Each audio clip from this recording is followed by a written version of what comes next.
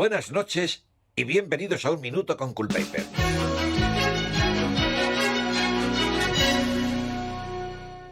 Ha pasado casi una década desde que la exitosa biografía Bajo la Máscara desvelara secretos de la banda de aventureros enmascarados original de Los Nuevos Minutemen. En 1975, cuando Un Minuto con Culpaper acababa de llegar a las ondas, entrevistamos al autor de Bajo la Máscara, Hollis Mason, el exaventurero conocido como Búho Nocturno. Cuando se emitió mi reportaje original en 1975, aún no se había aprobado la Ley King. Esa polémica ley ilegalizaba a todos los aventureros disfrazados y héroes enmascarados. Dado el actual clima de inquietud en torno al tema de la justicia enmascarada, hemos pensado que sería interesante volver a ver ese episodio original como recordatorio de dónde empezó todo el fenómeno de los héroes disfrazados.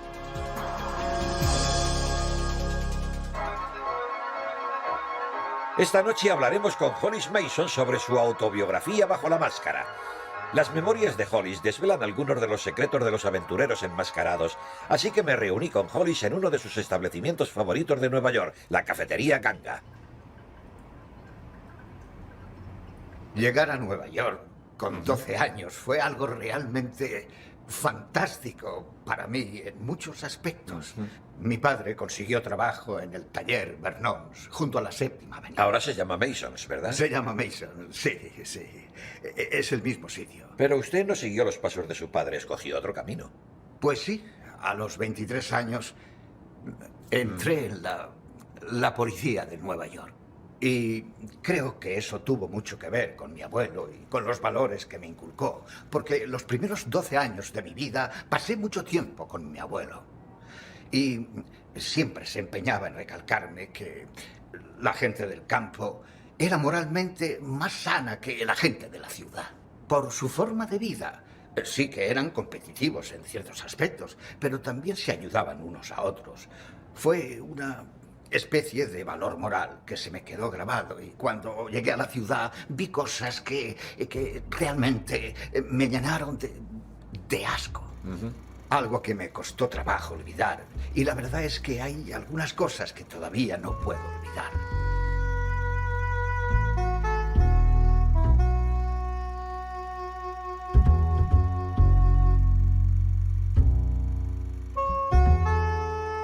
Cuando lo que me enseñó mi abuelo y lo que veía en la ciudad, cuando la distancia entre dos cosas se hacía demasiado grande y no podía soportarlo, me sumía en mi otro mundo, el mundo de las novelas de ficción baratas.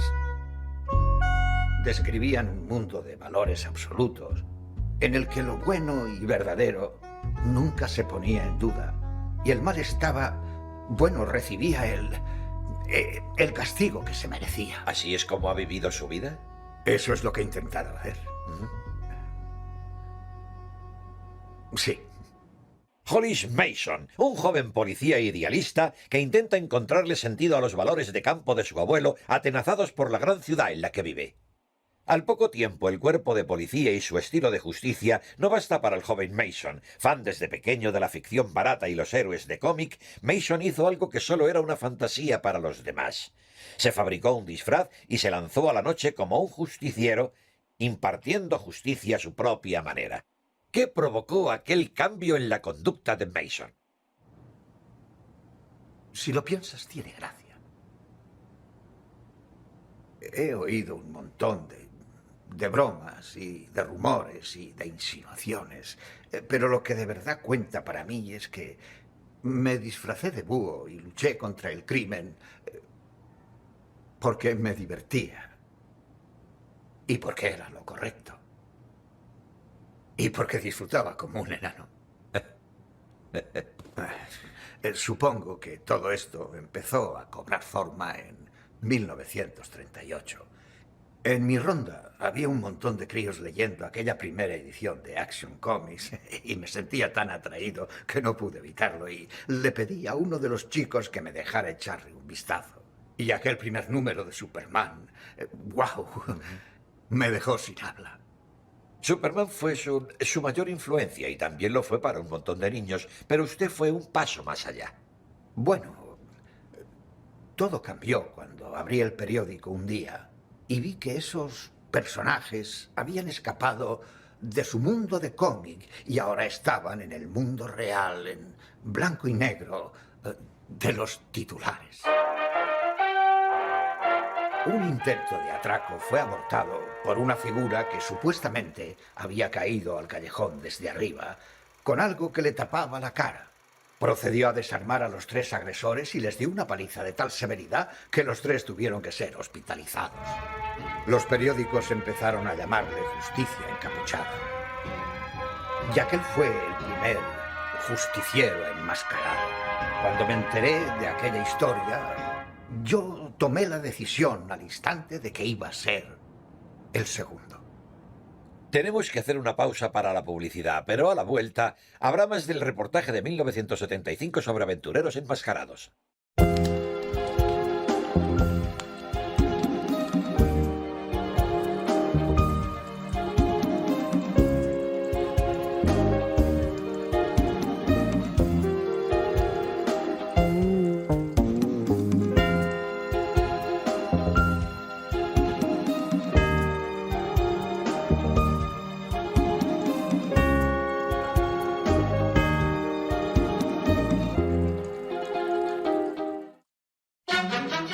Gracias por continuar con nosotros. Seguimos con nuestra retrospectiva sobre Bajo la Máscara y lo que esos hombres y mujeres significan para nosotros ahora.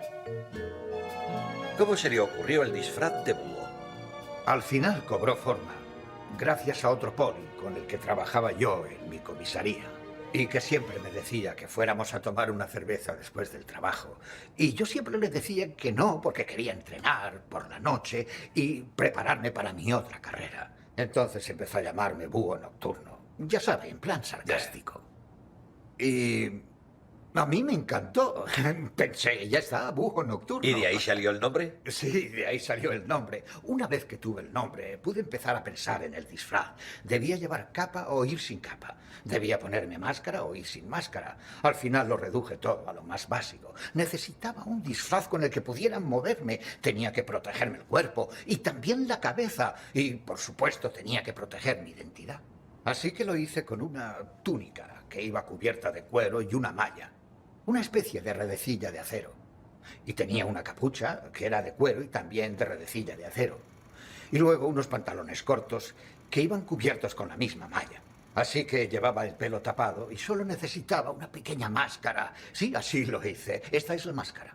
Pegué esta máscara con cola de maquillaje, que es lo que usan los actores para ponerse bigote y barba. Pero resultó que había varios aventureros enmascarados en aquella época. Sí, como un mes después de mi debut, todos los titulares hablaban de una mujer muy joven llamada Silueta. Había destapado el negocio de un editor corrupto que traficaba con pornografía infantil y le dio una paliza brutal. A él y a sus 2 cámaras. Sí, menuda historia. A partir de ahí todo fue muy rápido.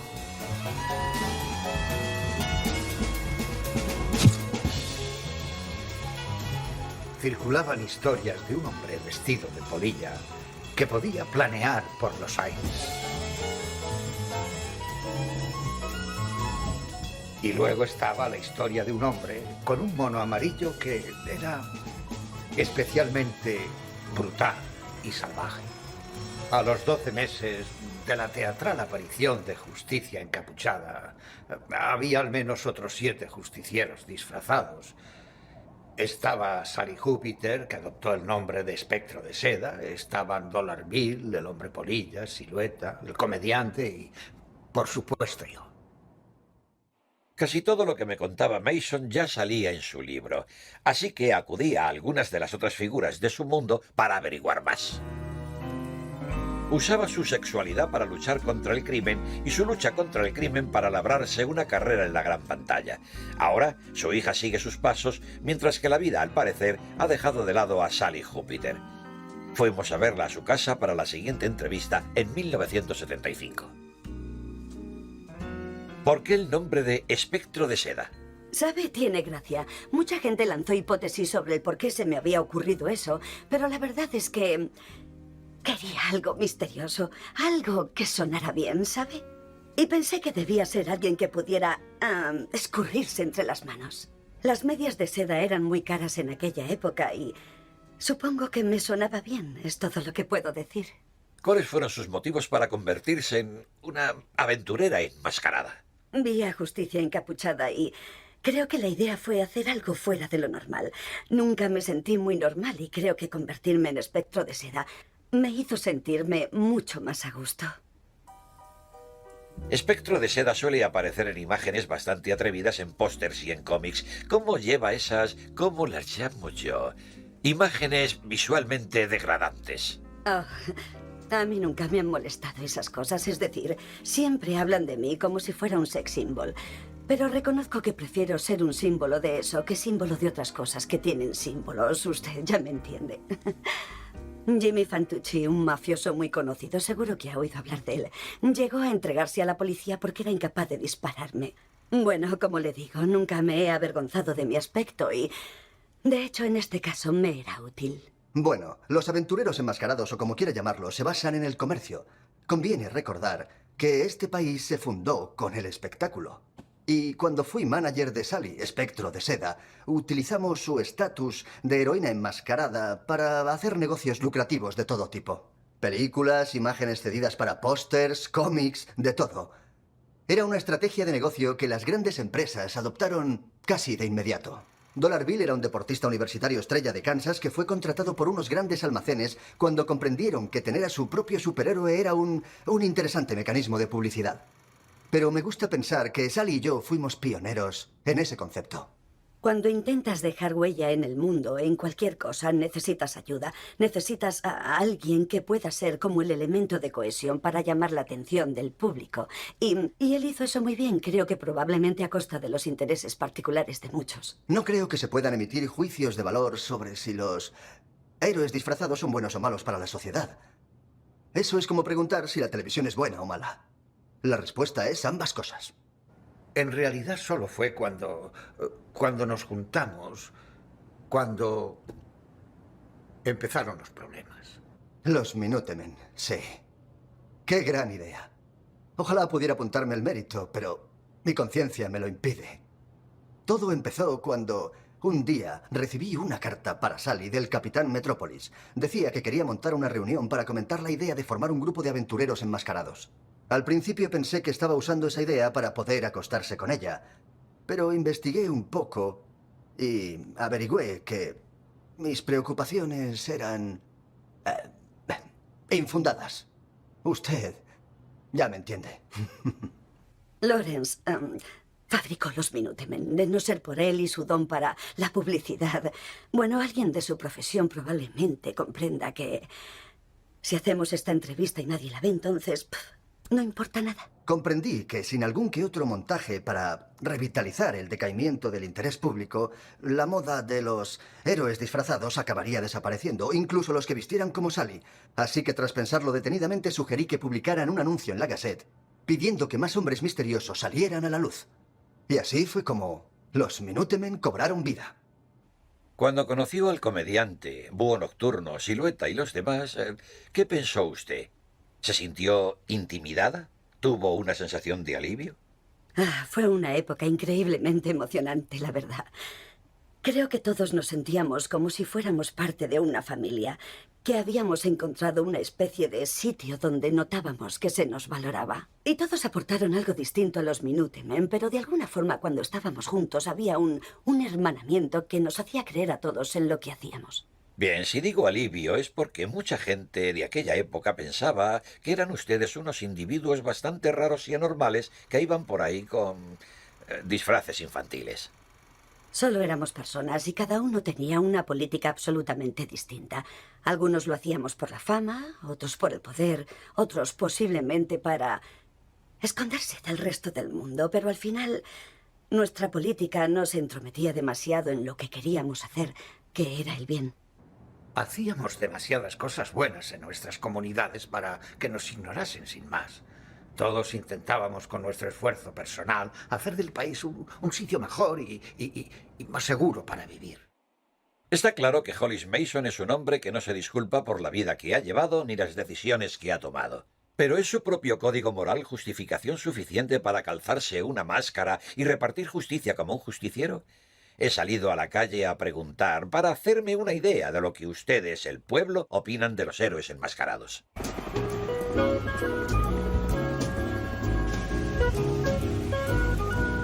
No sé.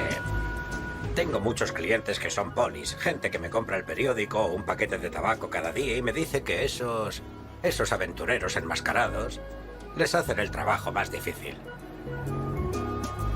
¿Qué opino de ellos? Casi me destrozan el negocio, eso sí que lo sé. Mutilan a mis clientes. Les gusta partir dedos, les hace gracia, sí. Son peligrosos. Pero por otro lado, ¿y si no hubiéramos tenido a ese Doctor Manhattan de nuestra parte? ¿Eh? Bueno, ya sé que es inconcebible, ahora que sabemos lo que sabemos, pero quién sabe si las cosas habrían salido igual en Vietnam sin él. Perder aquella guerra habría hundido al país. Más sobre los aventureros disfrazados y la polémica que los rodea tras estos consejos publicitarios. Seiko anuncia el primer cronógrafo digital con cristal de cuarzo líquido. Da la hora, la fecha y con pulsar un botón se convierte en un cronómetro que registra tiempos de carrera y 2 llegadas distintas en décimas de segundo. La hora, que se almacena en una memoria electrónica, vuelve a aparecer cuando se vuelve a pulsar el botón. El cronógrafo de cristal líquido de Seiko, solo uno de los magníficos relojes digitales de cuarzo de Seiko.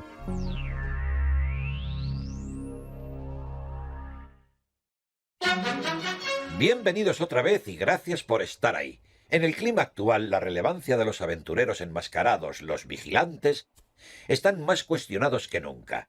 Vamos a continuar con nuestro repaso al programa en el que comentamos bajo la máscara las memorias del primer héroe enmascarado, Búho Nocturno, o sea, Hollis Mason. Un libro que planteó muchas de las preguntas que nos hacemos hoy sobre estos hombres y mujeres que actúan al margen de nuestras leyes y normativas.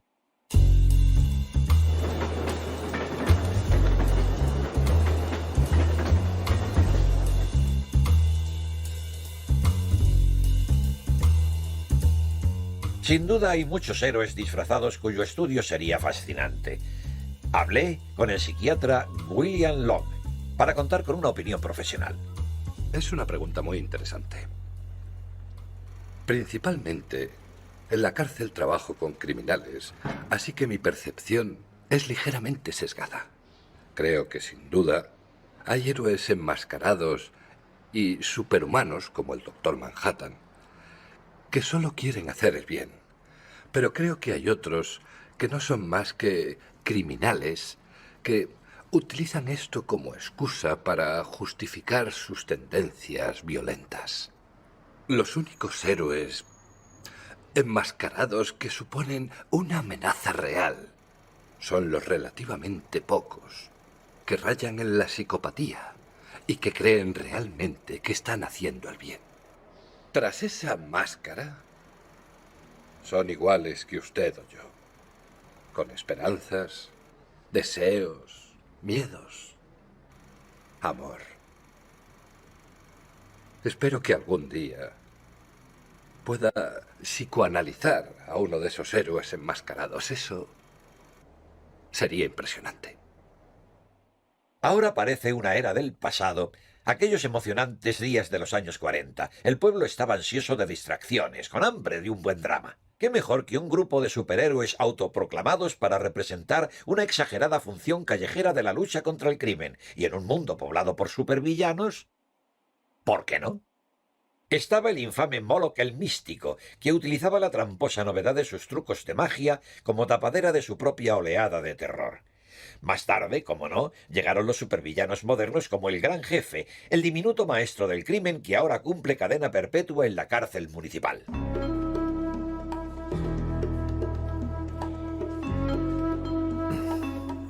¿Creéis que yo soy la amenaza? Yo no llevo máscara, no tengo nada que ocultar. ¿Qué clase de persona lleva una máscara? Soy un respetable empresario. No fue fácil encontrar a Moloch el Místico, aunque tampoco es que fuera muy difícil. Verán, Moloch, al igual que muchas infames figuras de nuestro pasado de la posguerra, simplemente había vuelto a la vida civil. En aquella época yo era joven, era un rebelde. Como esas bandas que se ven por ahí, los pelo pincho. Cuando vives en un mundo con figuras de autoridad sobrehumana y quieres rebelarte, tienes que rebelarte a una escala superior. Tienes que ir más allá, ¿sabe? Así que... si te crías en un mundo con superhéroes y quieres rebelarte, tienes que convertirte en un supervillano.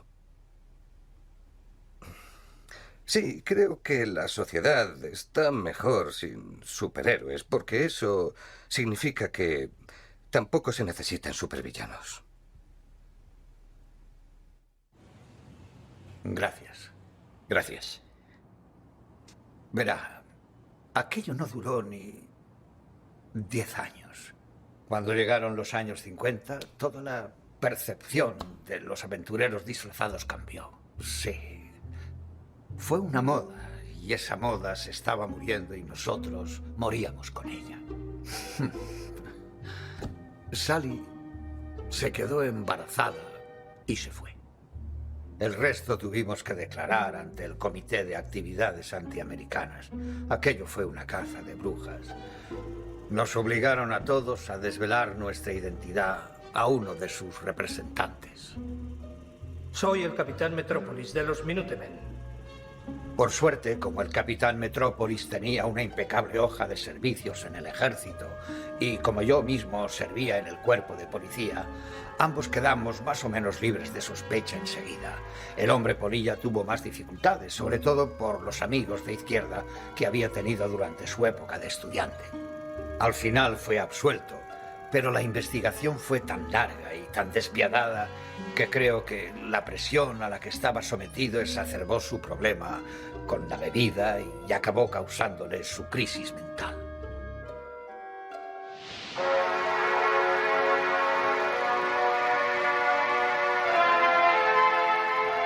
Justicia encapuchada se negó a declarar, alegando que no estaba preparado para desvelar su verdadera identidad a nadie, y cuando le presionaron, desapareció. Y le respeto mucho por eso. Él fue la razón por la que me convertí en el búho nocturno, y todavía hoy sigo sin saber quién estaba detrás de esa máscara. Increíble, ¿no? Tengo entendido que quiso dejar los Minutemen porque se quedó embarazada, pero ¿fue esa la única razón o hubo alguna otra para retirarse de los Minutemen? Sabe, a veces hay que pasar página. Creo que me habría quedado más tiempo de no haberme quedado embarazada, pero así fue. La vida te lanza esas pequeñas señales de cuándo coger la puerta y marcharte, y así me lo pareció a mí. En su biografía, Holly sostiene que usted fue sexualmente agredida por el comediante, pero usted nunca ha dicho nada al respecto. Bueno, porque voy a cambiar una costumbre de toda la vida. No le culpo por preguntarme como periodista, pero sí, es algo sin comentarios. ¿Hasta qué punto el incidente entre Sally Júpiter y el comediante afectó a su decisión de colgar la máscara? Bueno, tuvo mucho que ver, sí. Creo que cuando te das cuenta de que algunos de tus compañeros son tan depravados y retorcidos como los criminales que persigues, sí, tuvo mucho que ver con mi retirada. Ese rumor no es verdad. Si hubiera ocurrido algo así, ¿no cree que le habría aconsejado a Sally que presentara cargos contra él? Era mi mejor cliente, la que más dinero me daba. Jamás habría permitido que algo así quedara sin castigo. No es más que sensacionalismo. Autopromoción. Hollis Mason quiere vender más libros. El comediante declinó hacer cualquier comentario. Quítame ese trasto de la cara antes de que te apague el puro en el ojo. Bajo la máscara es un libro fantástico. Es uno de mis clientes, ¿sabe? Le veo cada día. Tiene gracia esto de los superhéroes, porque hay una línea muy fina. Pero luego tienes a alguien como el búho nocturno, que me parece la quinta esencia del superhéroe, porque por fuera es un tío que se viste con un montón de cosas raras, pero por dentro es un poli. Así que es un tío que sabe distinguir el bien del mal, ¿me entiende? No le van esos rollos intelectuales. Es un gran hombre. Así que... no sé. Es difícil decir si esos héroes enmascarados son algo bueno o algo malo, ya sabe, en el análisis final. Es interesante destacar que en 1975 la gente seguía muy dividida respecto a si los llamados aventureros disfrazados eran un beneficio o un detrimento para la sociedad. Dados los sucesos acaecidos tras aquella entrevista, tal vez la retirada de Mason llegó en el momento perfecto. Escucharemos más a Hollis Mason después de esta pausa publicitaria. ¿Por qué tanta gente escoge Sunny Flash en vez de los otros limpiadores de inodoros? Sunny Flash tiene potencia extra, limpia dentro del inodoro y limpia en el desagüe. Esta acción a cámara lenta muestra que Sunny Flash, gracias a su potencia extra, limpia manchas de óxido y depósitos dentro del inodoro y a lo largo del desagüe. Sunny Flash, con potencia para matar millones de gérmenes. Sunny Flash limpia dentro del inodoro y limpia en el desagüe. Compre Sunny Flash en polvo o líquido. Continuamos con mi entrevista a Hollis Mason. Estamos hablando de los aventureros disfrazados. Le han llamado la octava maravilla del mundo, nuestro tesoro nacional, nuestra mayor esperanza. Pero el Doctor Manhattan también es visto como un engendro de la naturaleza y su poder es tan grande que infunde miedo no solo a nuestros enemigos, sino a nosotros mismos. Antes de ser el super ser azul que es hoy, era John Osterman, físico, hijo de un relojero. Un hombre con amigos, amores y los típicos valores familiares. Uno de sus amigos, que de hecho es colega suyo y sigue trabajando con el Doctor Manhattan hoy en día, es un estimado físico por derecho propio, Wally Weaver. Fuimos a su laboratorio y mantuvimos la siguiente conversación.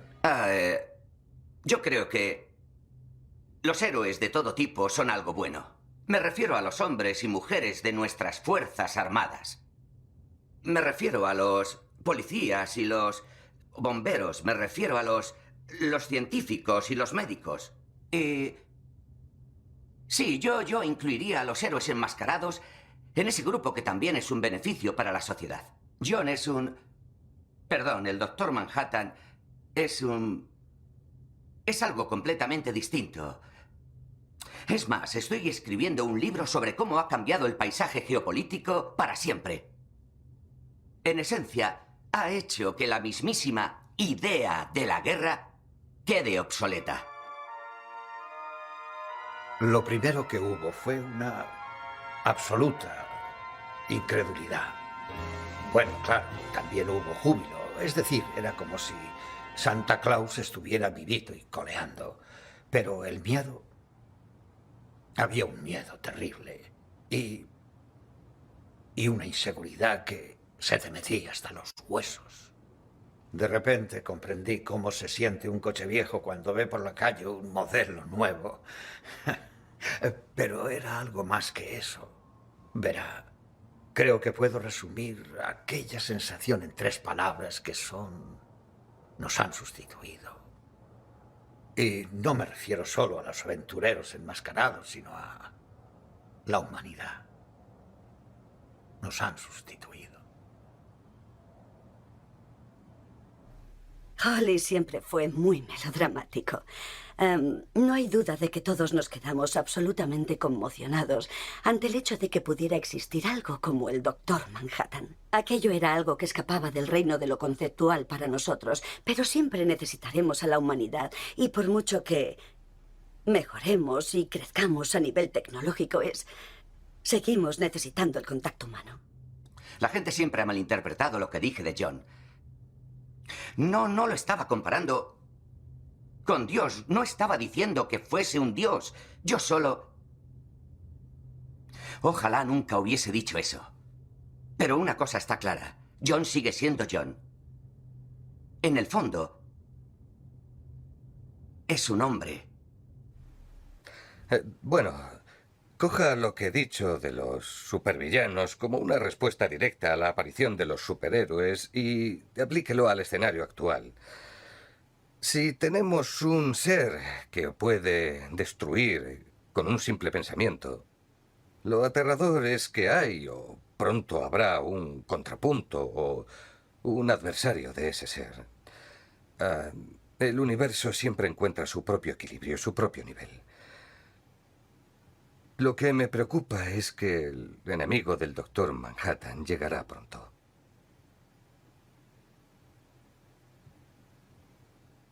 Por supuesto, algunos de estos aventureros enmascarados nunca dejaron de ejercer su inigualable profesión, y con el tiempo se llegó a un punto en el que su presencia volvió a ser bienvenida y algunos dirían que muy necesitada.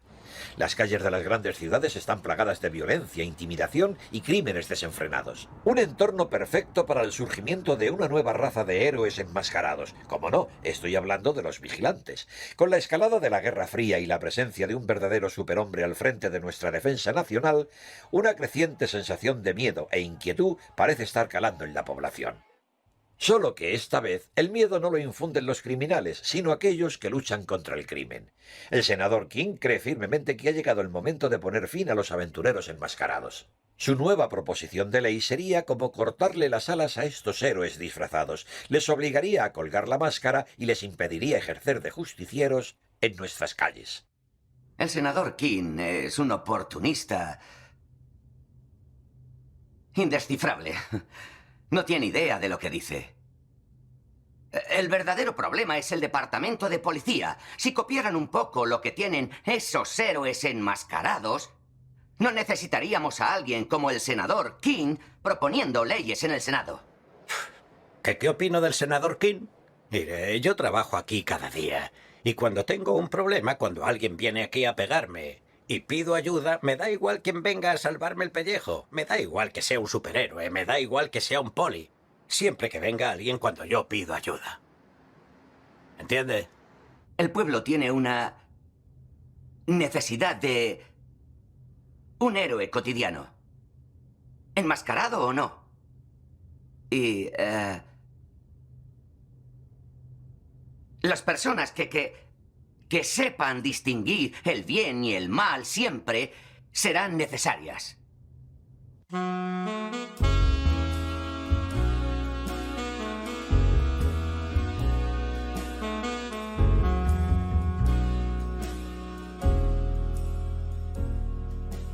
Bueno, quisiera pasar al plano personal un momento. Usted no se ha casado nunca. ¿Por qué? Pues Gracias. supongo que si hay una razón por la que no me he casado es porque... Bueno, Sally Júpiter estaba pillada. Creo que no es ningún secreto que me gustaba como a la mitad de la población masculina. Pero para cuando reuní el valor para invitarla a salir, ya estaba casada con su manager. En realidad tiene gracia. Yo me disfrazaba de búho y me jugaba la vida todos los días, pero bueno, cuando se trataba de invitar a salir a una chica, era más de lo que podía soportar. Por desgracia, creo que nuestro matrimonio estaba condenado desde el principio. Mi labor profesional en la vida de Sally hacía que me fuera muy difícil ser un buen marido. Era mi trabajo, como su manager, no solo aceptar el hecho de que Sally gustase a los hombres, sino fomentar esa atracción. Aprovecharme de ella.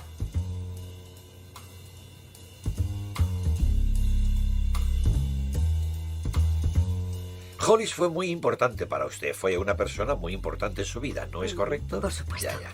¿Siguen en contacto hoy en día? Sí, seguimos. No tanto como yo quisiera, lo reconozco, pero... Bueno, la vida te lleva en distintas direcciones, pero aquella época fue verdaderamente mágica. Y nos gusta hablar de los viejos tiempos cuando nos vemos. Creo que sigo teniendo una especie de idea preconcebida de que Búho Nocturno y Espectro de Seda acabarán juntos algún día.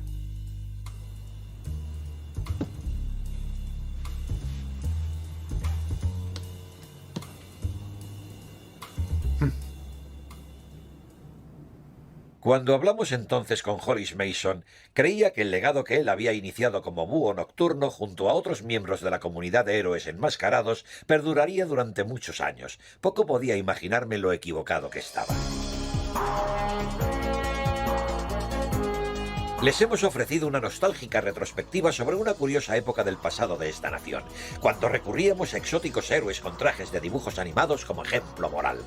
En el mundo posterior a la ley King en el que ahora vivimos, los héroes enmascarados son tan obsoletos e irrelevantes como las viejas carracas con las que trabaja Horace Mason en su taller. Esperamos que este repaso a la historia de los aventureros disfrazados haya sido a la vez inspirador e informativo. Soy Larry Culpeper y esto es Un Minuto con Culpeper.